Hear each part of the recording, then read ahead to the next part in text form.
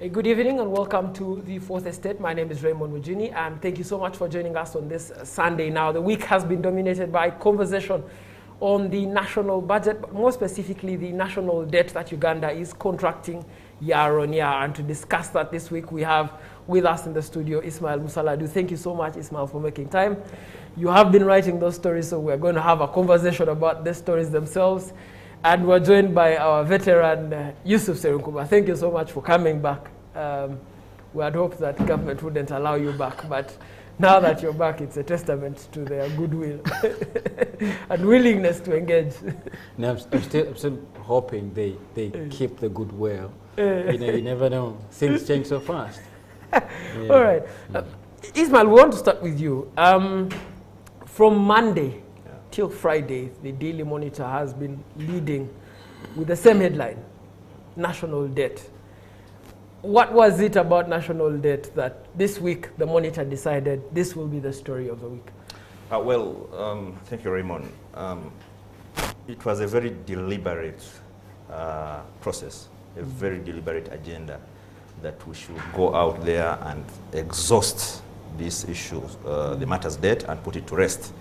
And then leave my friend Serunkuma here and others now to further interrogate it, after, doing our initial work. And by the way, it's been getting very good reviews. This morning, before I came in, I checked on our online platform, and the kind of engagement that people are, engaging with these stories and topic is really amazing. So it was a very, very deliberate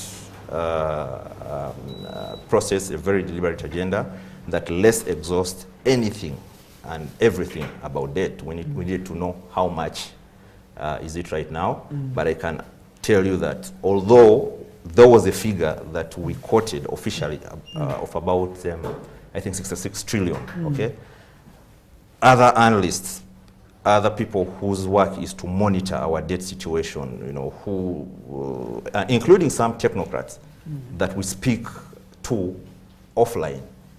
Actually, the debt is more than the 66 trillion that is being officially quoted by the government. Yeah, of course, there's interest rate payments. Absolutely, compensation and many other kind of debt that government has found itself into and has not honored all of them. Now, I can actually tell you without any fear of contradiction that we are in debt distress as we speak right now. And it didn't start a few weeks ago. It started way back as a year or so. But of course, because the official communication is that, no, we are below the threshold of 50% and all that, so we are still good to go. We can, borrow as much as we want, and we are covered. No. We are in debt distress, and the writing is on the wall. Just before Minister Kasaija admitted it, I'm not sure whether he knew that he did admit that we're in debt distress, there was already negotiation to refinance the domestic debt, okay? And anybody can tell you that once you begin to borrow a debt, to pay a debt, then that's not a good, it's not a good sign.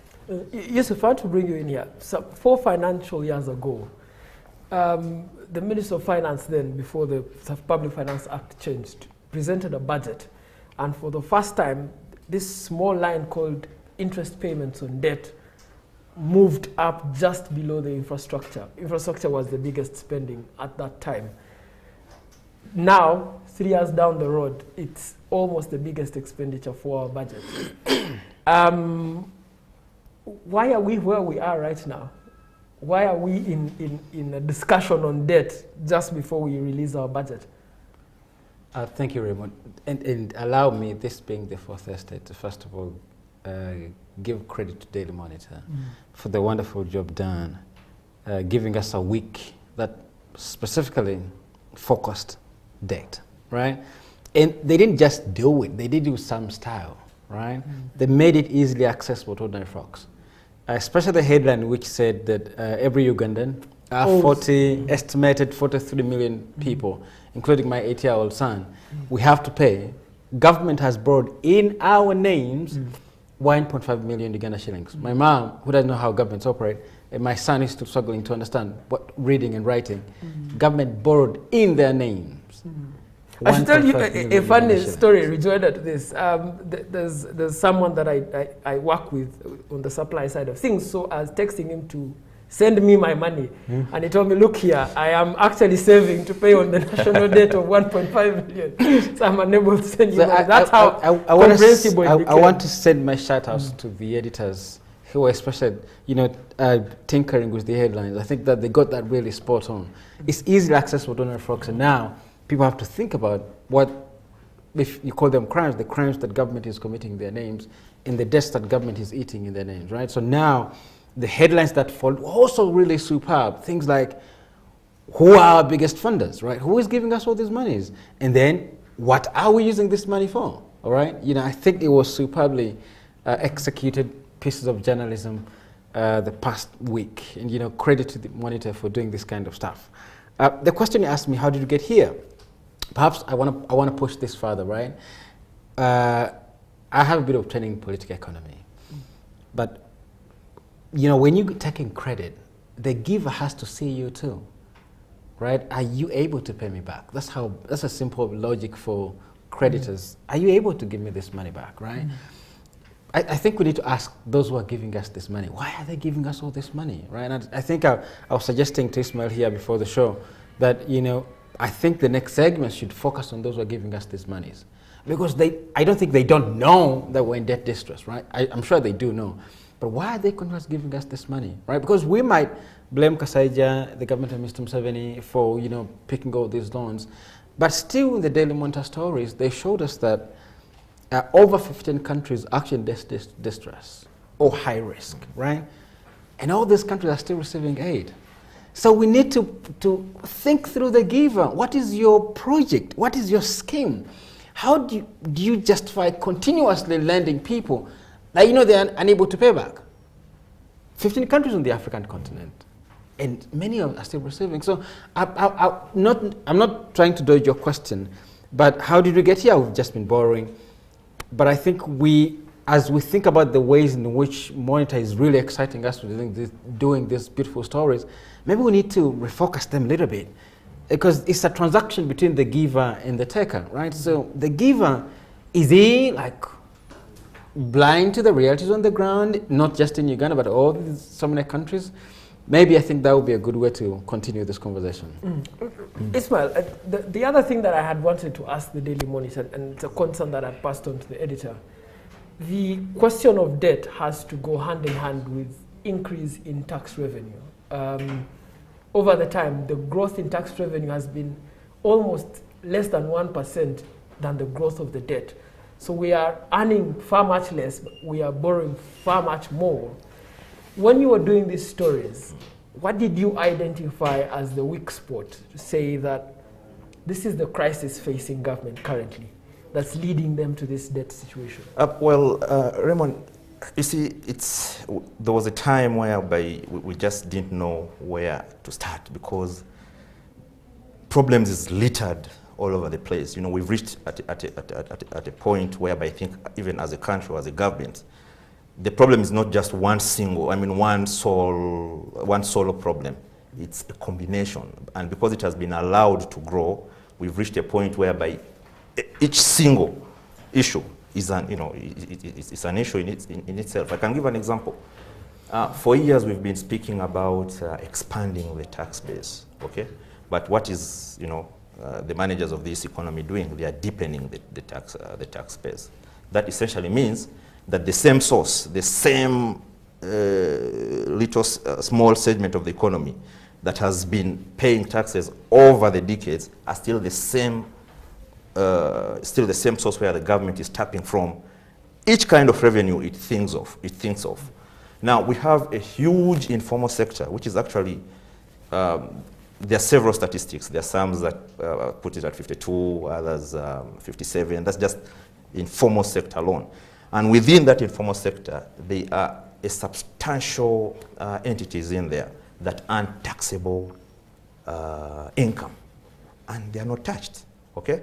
Now, you and me who are in the formal economy, okay, as you know, the other day we were closed, so it's easier to be traced and all that. So we in the formal economy, because it's, and yet we are the smallest segment, we keep, we keep bearing, taking the, how shall I put it? We keep bearing the burden, for the majority of the other segment of the economy that are actually earning taxable income, but are not paying any taxes. And all that is not. It's, while doing these stories, I think it's almost a deliberate process, probably. That government set out to make sure that let's squeeze these people. Let's probably, because there is Serum Kuma will tell you here that there is a theory that the more impoverished your people are, and of course burdening people by taxes also impoverish them, probably it is easier to govern them. So it becomes difficult for somebody not to to believe that line of argument. So we have a huge informal economy.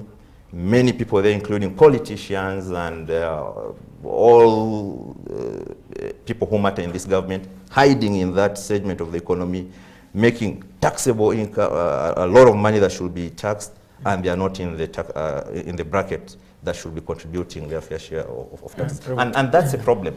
That is just one of the problem. Then two, that deliberate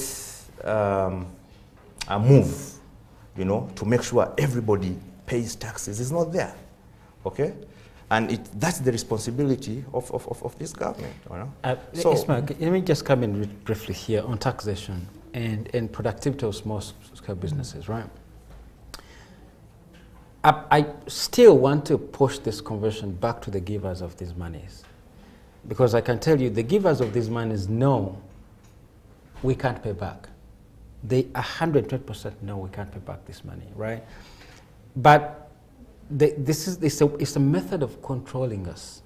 If you said the poor can be governed, it's not just the local politics where I'm saying how impoverish Uganda so that I can govern them, but even the international regime of power and control. All these fellows, Exim Bank, Chinese, funded by the Chinese government, they're interested in resources on the African continent. So they also want to control poor countries, all right? So we need to sort of step back and think about at what point did we start getting all these so many loans, right? You would know that the fellows who are giving us money killed our local economies. In the 1980s, when they introduced structure adjustment, they forced economies on the African continent to liberalize and open up these economies to big capital, right? Right now, there's no business in this country that you can do. There's very limited productivity. You speak to people who are taking loans in banks, 28%, 18% is the average lending rate, is 18 and 30%. You basically work for the bank, right? Sorry. A story published in The Economist in 2019 said that banks in sub-Saharan Africa are the most profitable across the world, but the least efficient. Across the world. They're the most profitable, but zero efficiency. Sub-Saharan Africa. Right? You may want to know that all our banks made profit despite the difficult COVID time. The only difference this time is that there's been a reduced profit, but they still... So these are the fellows lending us money. These are the fellows lending us money. Banks, local banks, international multinationals. What are they doing? They are forcing our economies to liberalize, to open up. We had a wonderful thing called growers, unions, and cooperatives. These made sure farmers were productive, right? I should tell you more. Coffee is our second leading cash cow, right? It's the biggest thing from which we get money. A story published in the Review of African Political Economy, focused on Uganda's coffee, noted that a country as small as Switzerland, which is importing Ugandan coffee and re-exporting, earns from our coffee 17 times beyond what a local farmer gets. That's also the structure of global trade. The structure it's not the colony, in fact. Yes, exactly. If you speak the colony, that makes sense, but it's not the structure of the global trade. So there's unfairness in the ways in which trade is arranged, that if you add value and sell very good quality coffee to Europe, the taxes are so huge. The checks and balances are so huge. You can't sell your coffee there. So you are put in a condition where you only send them raw coffee and then they give it back to you. Now, in the end, they'll constantly be giving you loans.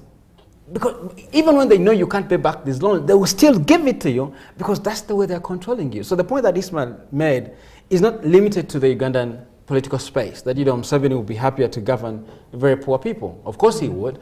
But also in that way, he's also contrast level number 2. The entire regime of power is happy to have Museveni with poor people, gift him a little bit with a couple of pleasantries, but also control him at the same time. All right? I want this conversation on debt normally is held in exclusion of the conversation on legitimacy of the development agenda. Over the last 10 years, government has been borrowing for dams. The electricity, access to electricity hasn't improved as much. Been borrowing for roads in the sense that it would improve intra-trade. Again, over the same 10 years, a lot of the economy has become compressed down to Kampala. Now, almost 70% of the GDP comes from just Kampala alone. So, is now the time, as we're having the conversation on debt, is it the time to also have the conversation on what's the legitimacy of the development agenda, for which this debt is actually accruing? Well, you're spot on, and to go back to your earlier question, this is part of the reason, one of the major reasons why we did instituted that debt coverage as expansive, as detailed as we will continue to do. Now, if you speak to many economists, including political economists like him here, what you'll get 2 things. One, we have over-prioritized a sector whose return on investment, about 20, 15 years down the road, is not really what we anticipated. And as such, we need to tweak a few things. But of course, that's not happening because people who are in charge of this country are still adamant, saying the way to go is infrastructure.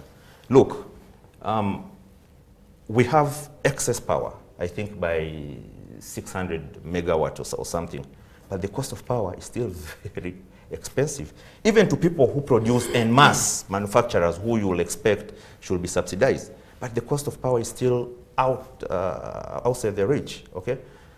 There's so many roads, over 5,000 kilometers, I think, that we've been constructing over so many years. How much production do we get out of that? We spoke to him earlier, a little bit earlier, about some of these issues. Now, can we quantify, okay, road X and the kind of output we are getting out of it? There's so plenty of power that we get, some of them actually wasted. How much has it generated in terms of the economy? And I can be honest with you, not much. And there are always hashtags treating Nigeria, Umeme is out, right? I see fellows live in these swanky neighborhoods. Yeah. They always are without power, despite the sort of excess power we do have. Absolutely. Right? So the return on investment on our debt is it's a raw deal as we speak right now. Let's take a very short break, but when we get back, we continue the conversation on the legitimacy of the debt that Uganda is borrowing and just how well the Daily Monitor has covered the debt question in Uganda. Thank you so much for staying with the Fourth Estate. Before we went into the break, Yusuf, we were talking about the legitimacy question and particularly questioning the development agenda. The NRM from on or about 1990 was pursuing this capitalist development agenda, which was for business to thrive, there must be free markets. For free markets to thrive, you must create the infrastructure for them. And as a result, we've borrowed for all manner and kinds of roads. We've borrowed for all manner and kinds of dams. We've borrowed to sort of shore up our liquidity in the economy. And now, after almost 20 years, I think it's time to ask the question, okay, what has the investment into this free market kind of economy produced?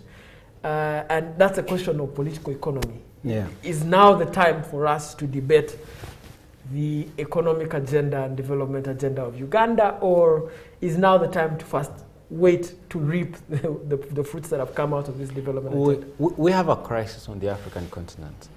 I think the crisis is African leaders had to stand up to IMF and the World Bank when they were pushing structure adjustment. They didn't. You can imagine 20 years down the road, even when there's plenty of evidence that you ruined African economies, they're still in place. right? So the Washington consensus is still forced onto these poor economies. And you get sick at the double standards, right? If you look at a country such as Mali, Mali has very high quality dairy products, right? But it's a free market economy. Now Mali is competing with France in the same economy. Mali is free to export its dairy products to France, right? But the French dairy farmer is heavily subsidized to the tune that each cow gets 500 euros every year rather. Now, if you put in block terms, the amount of money the French government uses to subsidize French dairy farmers is the entire economy of Mali put together. They are competing in the same economy.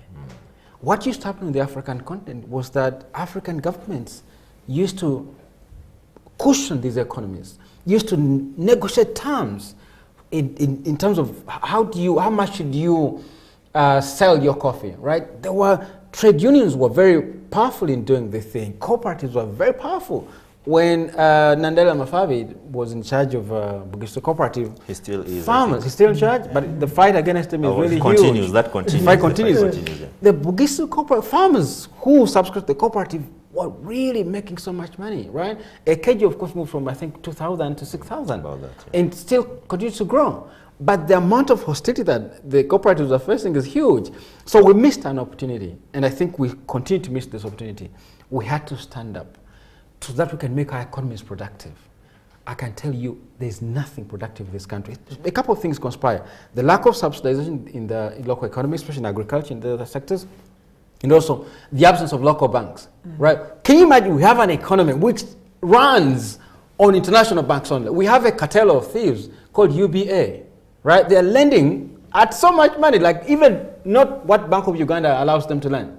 They lend in double figures, right?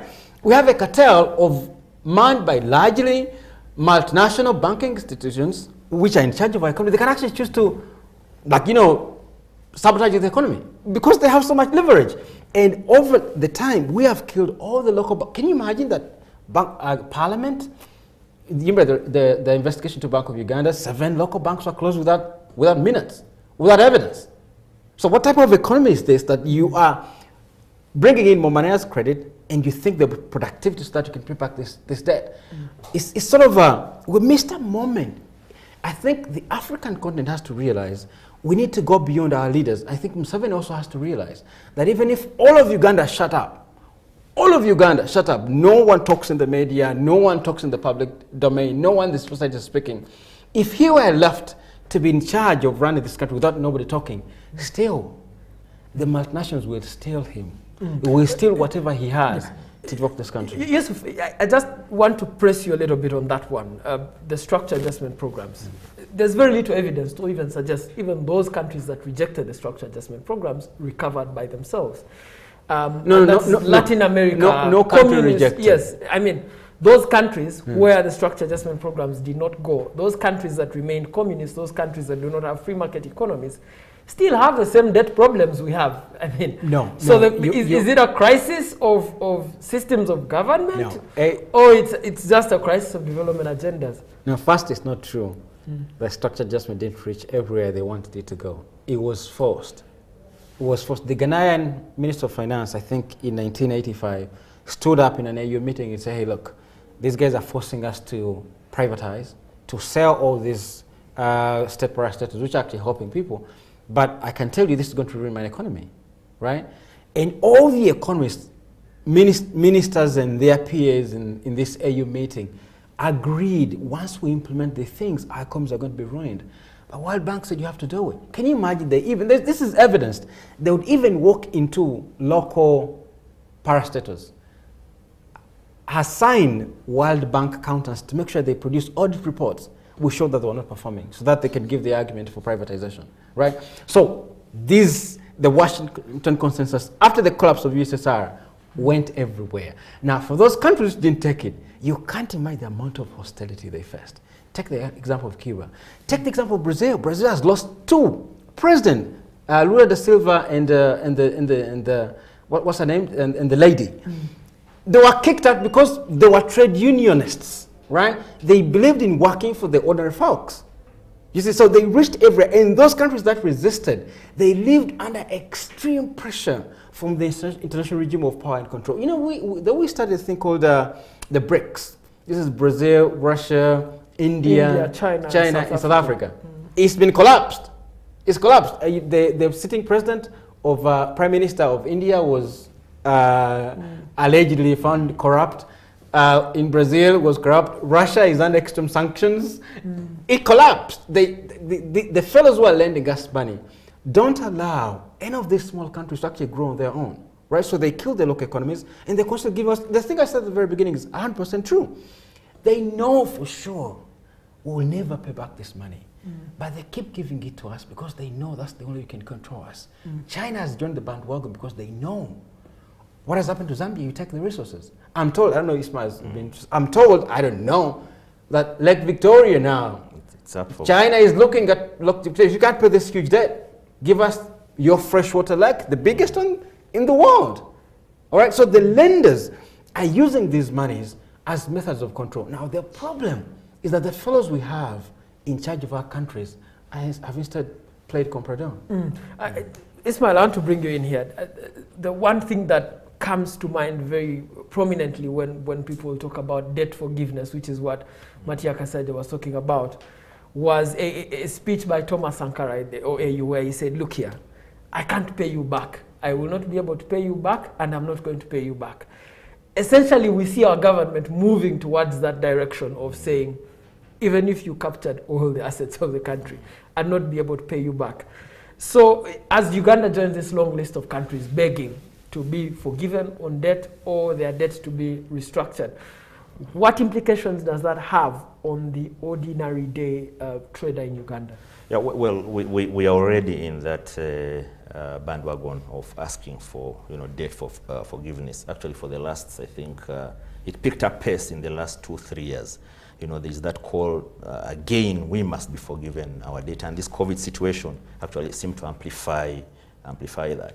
Now, the problem with that narrative is that we get boxed in the same situation. It again gives leeways to the managers of this country and economy to do the things they do. Borrow recklessly, 2-3 decades down the road, you are trying to, to do the math to see how do we quantify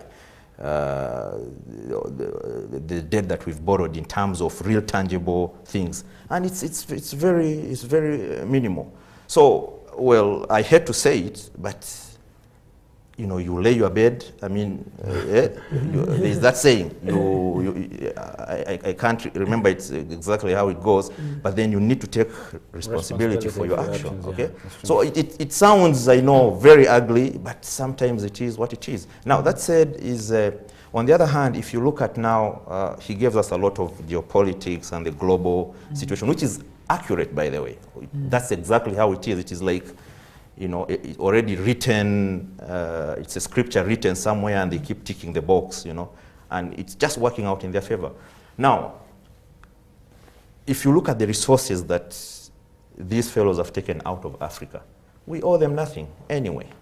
If you look at our history, going back to slavery, colonialism, and all these, even to date, there's an argument that you need to give up that debt. However, when we got the relief, the debt relief 20 years ago, one of the conditions was that you must invest heavily in social services.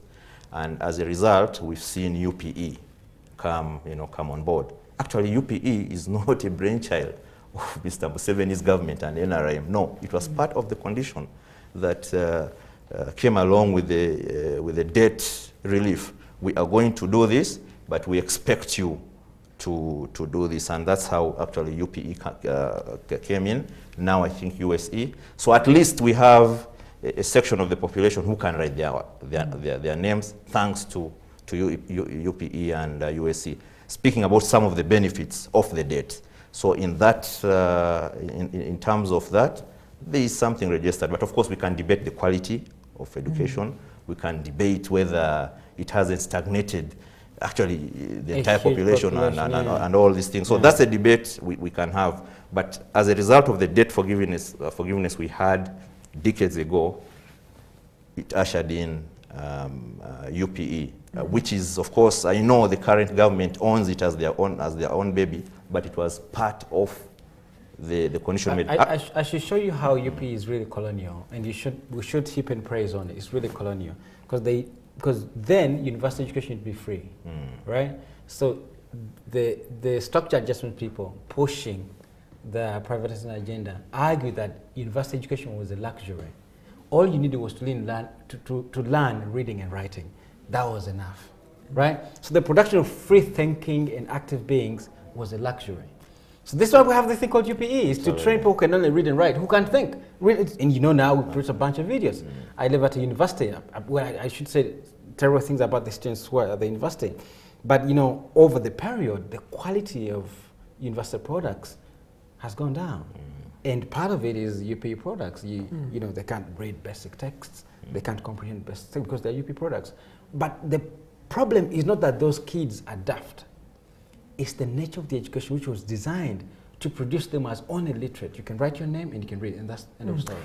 Yusuf, what we are getting into a new government, same president, different government. It's being sworn in on May the 12th. And this conversation is geared towards engineering a level of self-awareness on the part of government. If you would want government to act different with debt, starting with May 12th when they are sworn in, how different would you wish for them to be? How I wish Mr. Museveni would rally this country towards resisting paying back, right? Borrow as much as you can, but resist to pay back.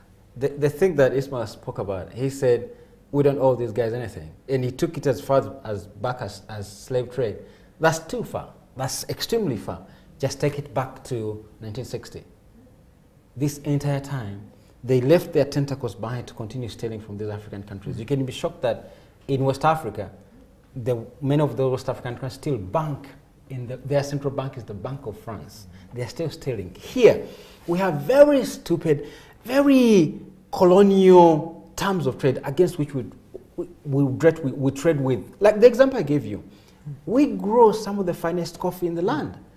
But our farmers, from a single pence they get, Switzerland gets 3 times.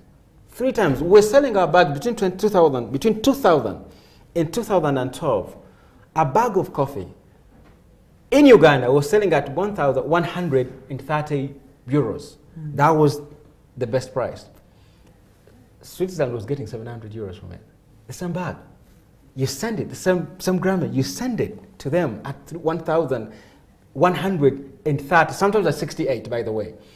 What they get is 700 euros from what they bought at 68. And you know what? It's not because you can say African countries can't add value. No, that's not the case.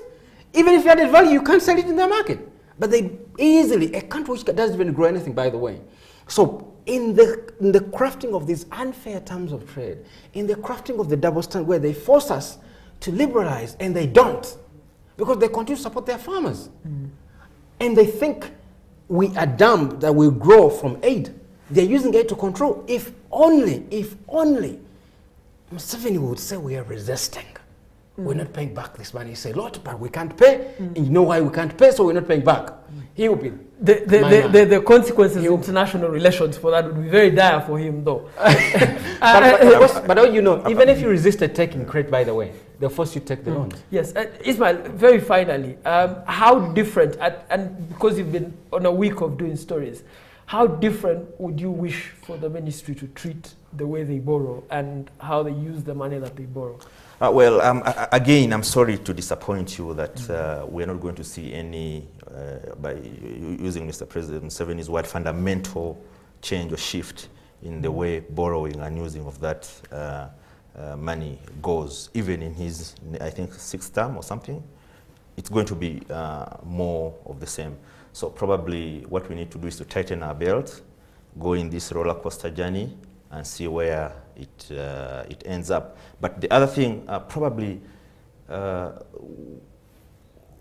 know, you can argue that we deserve to be where we are until we begin to have this kind of conversation we begin to feel this, the kind of pain emanating from the debt distress in which we are in. Of course, you already know that some of the new tax measures include taxes on data, fuel, and all that, and they all have implication. Absolutely, yeah, and the implication of all that. So probably it could be what we needed as a country to begin to really hold the government accountable in the true sense of the word, because now it will be hitting our pocket and our stomach. And you know, once it begins to affect your stomach, the kind of conversation that you'll have is going to be very frank conversation. So I'm not seeing any fundamental change, because we've had everything that there is to be said. Okay, so I'm not, hoping for anything,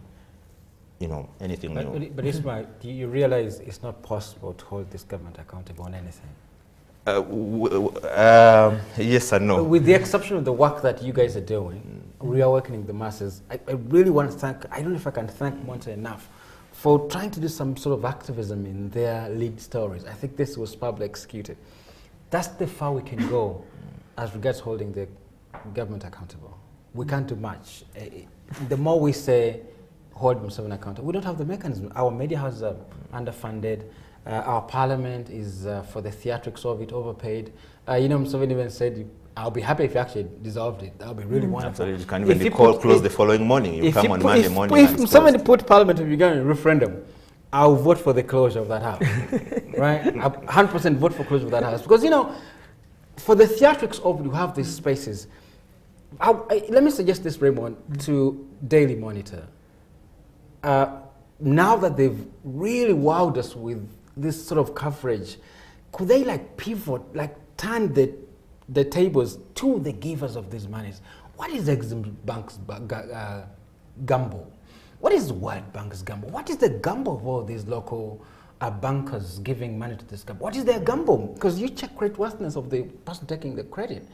What is their gamble? What's their calculation? Because surely they know there's nothing productive in this country that can pay back these monies. What is their game plan? That's a good question to start with, and I hope that the editors of the Daily Monitor have been listening. Thank you so much to our viewers who've joined us on this show. We're very glad to have had you for this much in time, but of course, we'd like to end the Fourth Estate by paying great tribute to Philippe Ocheng, who passed on this week, veteran editor of the Nation, Media Group, edited the Nation Media Group for over 50 years, is responsible even for some of the fonting, the styling, and the nature and grammar of what you see in the Nation Media product. That man passed on this week, and of course the Fourth Estate pays tribute to him in his last days. Have yourselves a good evening.